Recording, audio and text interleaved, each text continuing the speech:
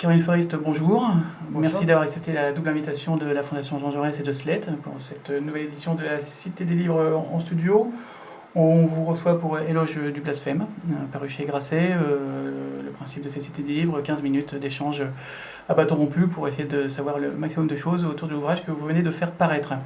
Je vais commencer par vous revenir sur deux séquences qui sont évoquées dans votre ouvrage et qui sont très importantes. La première, revenir sur un premier moment qui était celui de l'affaire des caricatures, et notamment par rapport à un élément que vous abordez qui est extrêmement important, qui est l'isolement qu'ont connu déjà à l'époque les organes de presse, les journalistes et les dessinateurs qui étaient en première ligne à ce moment-là, et la naissance d'un tabou qui depuis n'a cessé de prospérer. Donc j'aimerais d'abord qu'on revienne sur cette séquence-là. Je ne sais pas si on peut dire qu'on était totalement isolés, puisque j'étais à Charlie Hebdo à cette époque-là. On est parti, certes un peu comme une avant-garde, parce que je pense que de toute façon Charlie Hebdo, parce que porter le titre, ne pouvait pas ne pas être dans cette bataille. Quand l'affaire des caricatures a commencé au Danemark, plusieurs mois après la publication des dessins d'ailleurs, la polémique est arrivée après des manipulations politiques, des intérêts géopolitiques, tout ça a mis du temps. Quand c'est devenu mondial et que des citoyens danois ont été pris pour cible, qu'il y avait le feu dans certaines ambassades et que tout le monde était un peu sommé d'avoir un avis, évidemment à Charlie Hebdo, on a pris le temps de se poser la question de quelle serait notre attitude, mais très vite, il y a eu un immense consensus entre nous, dessinateurs et rédacteurs, pour dire si Charlie Hebdo ne peut pas rire de ceux qui menacent de mort des dessinateurs, alors qui le fera? Mais à l'époque, on voulait effectivement embarquer avec nous, c'était vraiment la volonté d'autres journaux pour dire on fait front ensemble pour que justement personne ne puisse être ciblé parce qu'il fait son devoir d'informer et de montrer ses dessins. Là, oui, on était un peu seuls, encore qu'il y a des confrères qui ont fait leur boulot quand même s'ils l'ont fait autrement que nous. Et ensuite, il se trouve que comme c'était Charlie Hebdo, c'est Charlie Hebdo qui s'est retrouvé à porter symboliquement la suite du combat. Il y a eu le procès. Honnêtement, au moment du procès, on a réussi à faire passer notre message, on a réussi à expliquer les choses. Mais ensuite, et c'est valable encore aujourd'hui après le 7 janvier, il y a des flux et des reflux dans ces combats. Vous marquez des points, vous expliquez, vous clarifiez, puis vous avez aussi face à vous des gens qui sont terriblement de mauvaise foi et qui, pour moi, portent une écrasante responsabilité dans le climat que nous vivons, parce qu'eux font semblant de ne pas entendre ces clarifications, eux font semblant de ne pas comprendre ni le contexte ni l'intention, désignent des gens comme islamophobes, leur mettent des cibles dans le dos, et ensuite, ils peuvent ne pas s'étonner que des terroristes, avec la facilité avec laquelle on peut tuer aujourd'hui, se chargent de la sale besogne. Ça m'amène à la deuxième séquence. Alors je précise juste pour nos auditeurs, quand ils ont l'occasion de lire votre livre, que vous revenez fort bien sur, partant des dessins en Danemark, etc., sur toutes ces séquences et la façon dont finalement les choses se sont peu à peu enchaînées les unes aux autres. Et puis donc on en arrive évidemment à l'après-Charlie et à cette galerie de portraits que vous tracez dans votre livre, voilà, plus ou moins aimable évidemment par rapport à tel ou tel. Tous ceux qui, après les attentats et puis après la manifestation du 11 janvier, ont voulu pour telle ou telle raison se poser contre. Voilà, donc je ne vais pas faire la liste, vous l'avez. J'aimerais juste revenir avec vous sur est-ce qu'il y a des typologies, vous en énoncez quelques-unes, et surtout est-ce qu'il y a quelque chose, une espèce de point commun que vous évoquez à un moment donné, la volonté de se mettre absolument dans la minorité, de s'élever contre un système qui rejoint pas mal les tendances complotistes qu'on peut identifier aujourd'hui. Donc est-ce qu'il y a quelque chose que vous avez repéré qui soit de l'ordre d'un point commun ou d'une démarche un peu commune entre tous ces gens? Oui, alors déjà je les distingue, parce qu'effectivement il n'y a pas le même degré de responsabilité selon qu'il s'agisse d'intellectuels qui, depuis leur confort, décident de partir en guerre contre Charlie Hebdo, y compris après le massacre, ou d'artistes qui, sous le coup de l'émotion et peut-être aussi un peu de la peur, essaient de trouver une position qu'ils pensent pacificatrice, mais qui en réalité est irresponsable à mes yeux. Je distingue donc un peu les irresponsables et les vrais semeurs de rage dans cette affaire. En l'occurrence, je pense qu'il y a beaucoup de gens qui...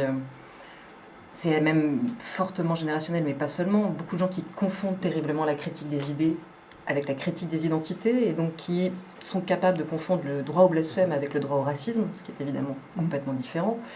Et puis il y a des gens qui, avant le 7 janvier, avaient décidé de semer ces confusions, de traiter Charlie Hebdo d'islamophobe, et qui n'ont pas voulu changer d'avis après, et qui ont dû justifier ce qu'ils avaient commis avant.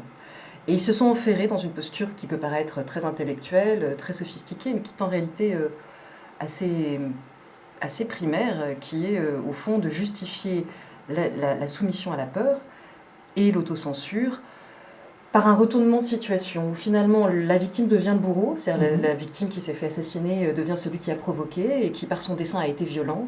La violence symbolique, le droit à la caricature devient la violence suprême, l'humiliation du faible, et le faible devient celui qui tire à la Kalachnikov, le terroriste, que l'on confond, par un amalgame assez douteux, avec l'ensemble des musulmans. Et les mêmes crient à l'amalgame, ce qui est quand même assez fort. Intellectuellement. Et donc ces renversements, le plus grave étant encore une fois qu'ils sont portés par des gens qui sont censés éclairer et être au contraire à l'avant-garde des clarifications dans le débat d'idées, ont été particulièrement durs à entendre après le 7, surtout qu'elles se sont manifestées très peu de temps quand même, après le drame. Voilà.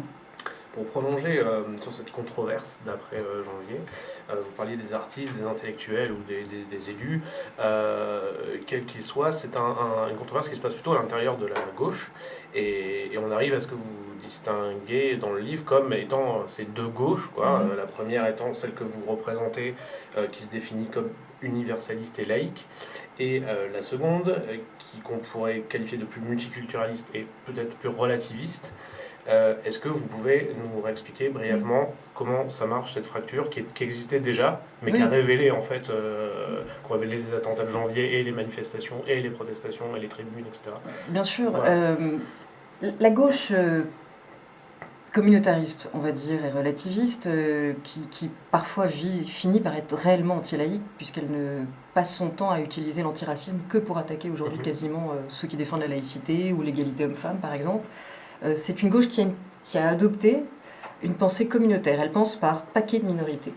Et elle pense d'ailleurs qu'on va additionner les forces en additionnant les paquets de minorités sans faire la distinction au sein de ces groupes totalement ethnicisés ou essentialisés entre ceux qui veulent un projet de société complètement réactionnaire ou progressiste. Sans faire la distinction, par exemple, entre des musulmans laïcs et des musulmans intégristes. Non, ce sont des musulmans, donc c'est une communauté musulmane qui, dans son ensemble, est une minorité opprimée. Même... Ce sont les identités qui sont mises en avant plutôt que... Plus que les idées et les idéaux.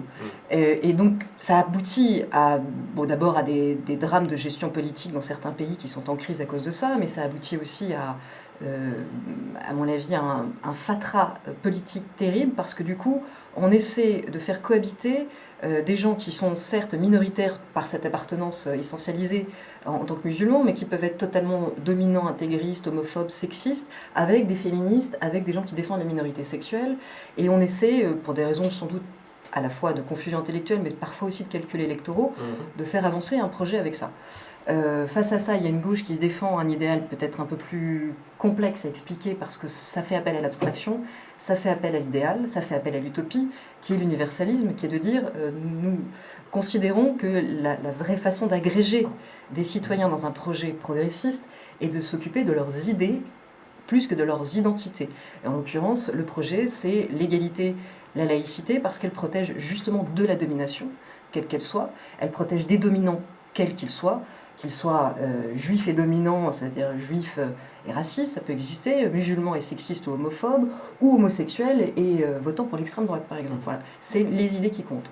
Visiblement, c'est un peu compliqué à comprendre, peut-être pour des responsables politiques qui ont des calculs à courte vue.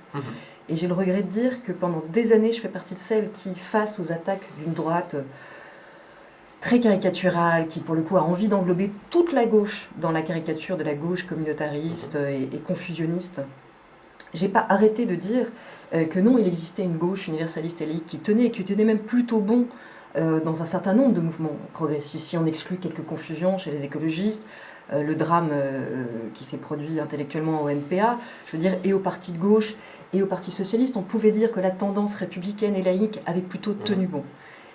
Ce qui est vraiment dur à accepter et même terrible à admettre, c'est que c'est après le 7 janvier, que c'est en train de se fissurer, que c'est en train de céder, qu'il y a aujourd'hui à la direction du Parti socialiste des signaux terribles sur ces sujets-là, qui ont balayé, je pense, en quelques mois, les efforts de clarification et de fermeté de toute la ligne républicaine et laïque au sein du Parti socialiste et même à gauche du Parti socialiste.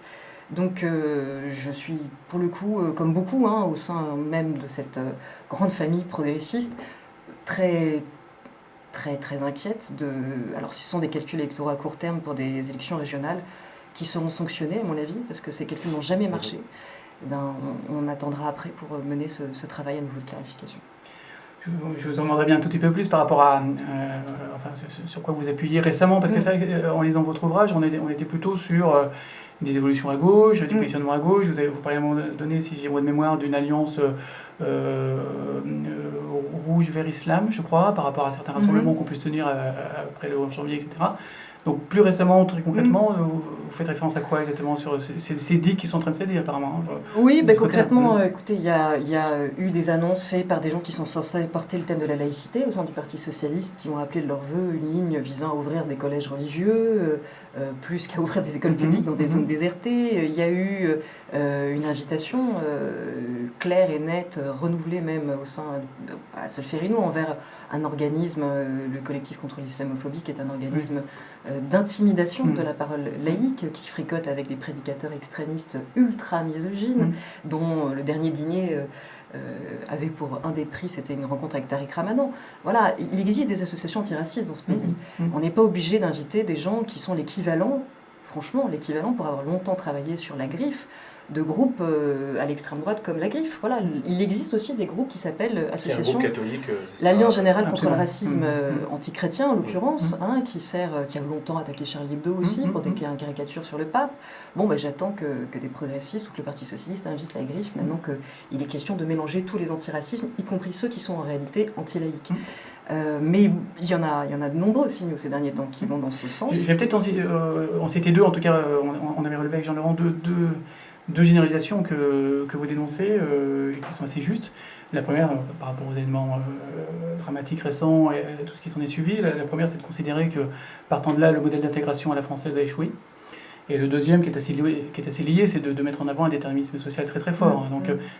Complètement. Mais j'ai eu aussi l'occasion, j'étais aux États-Unis récemment, et j'ai eu l'occasion de dire tout le bien que je pensais, c'est de l'ironie, de la prestation de Barack Obama au lendemain aussi des attentats du 7 janvier, et d'un certain nombre de confrères anglais et américains qui se sont dépêchés d'expliquer qu'en gros, s'il y avait des Kouachi, des Koulibaly, c'était à cause du modèle d'intégration français, et qu'on n'avait pas réussi quelque chose. Je veux dire, c'est une négation totale des racines du phénomène terroriste qui est mondial, qui, on le sait, frappe avant tout dans les pays musulmans, que je sache, personne n'est spécialement victime de racisme anti-musulman où ce n'est pas lié à l'échec du modèle d'intégration.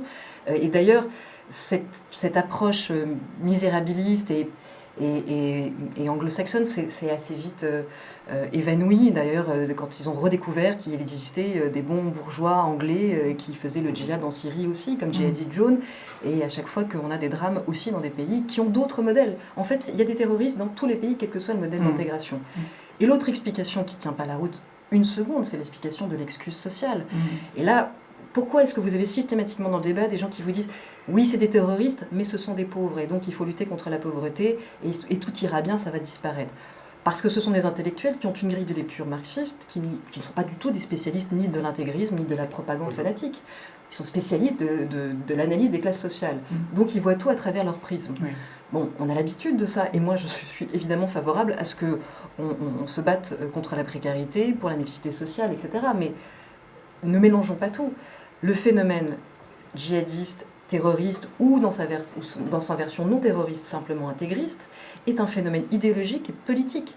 Il y a des sites internet, des vidéos, des prédicateurs qui arrivent à retourner le cerveau de n'importe quel citoyen dans le monde, y compris des petits Normands qui n'ont aucun rapport avec l'islam, qui n'ont jamais souffert de racisme, qui ne sont pas du tout pauvres. Puis d'ailleurs, les mécènes de ce terrorisme-là ne sont pas non plus tout à fait défavorisés. Et pourquoi ils y vont ? Ils y vont parce qu'ils sont manipulés par des propagandes ultra efficaces qui leur retournent le cerveau, qui leur promettent un voyage, des esclaves sexuels, de tirer la Kalachnikov et d'avoir un sens à leur vie. Donc si on ne comprend pas ça, si on fait un diagnostic complètement à côté de la plaque, tant mieux si ça sert à lutter contre les phénomènes d'exclusion sociale, je suis évidemment pour. Mais il ne faudrait pas oublier de mener le combat intellectuel et idéologique. Parce que si pendant qu'on essaie de résorber évidemment les poches de fragilité qui favorisent aussi cette fragilité mentale, on ne se bat pas sur le front de la clarification intellectuelle et on trouve des excuses toute la journée à ceux qui commettent ces crimes, il ne faut pas s'étonner que ces tueurs restent des héros. Et s'ils restent des héros, qu'il y ait des gens qui veulent les imiter. Sur l'intégrisme, vous vous rappeler qu'aujourd'hui, que ce soit en Europe ou ailleurs dans le monde, on ne peut plus organiser une conférence autour de Charlie Hebdo, de la liberté d'expression, sans avoir, je crois que vous dites, un dispositif de sécurité digne d'un film de guerre, quoi, et que certains pays, notamment anglo-saxons, y renoncent parce que les services publics ne vont pas payer pour la protection des intervenants.